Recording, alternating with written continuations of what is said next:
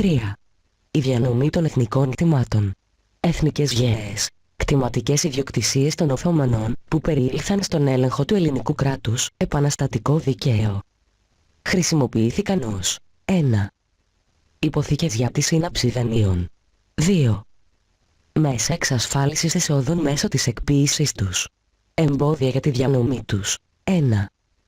Τα ισχυρά δικαιώματα ιδιοκτησίας των ανθρώπων που τα καλλιεργούσαν για χρόνια. 2. Η έλλειψη ξεκάθαρων τίτλων ιδιοκτησίας. 3. Τα επάλληλα δικαιώματα επί της γης. 4. Η απευθείας εξαγορά τους από ιδιώτες χωρίς κρατική διαμεσολάβηση. 5. Οι καταπατήσεις. Η προσαρμογή από το Οθωμανικό στο Βυζαντινο-Ρωμαϊκό δίκαιο. Οι εθνικές γέες οδηγούνταν σε πολυτεμαχισμό, λόγω 1.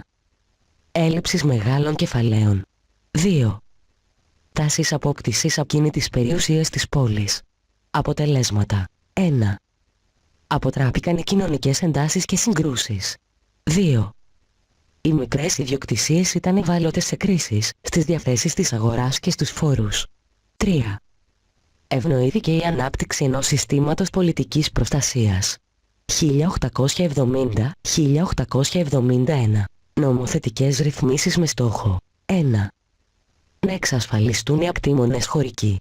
2. Το κράτος να εξασφαλίσει έσοδα μέσω της εκποίησης. Αντιφατικοί στόχοι που οδήγησαν μεν σε σημαντική διανομή γεών, αλλά με τα μισά έσοδα για το κράτος.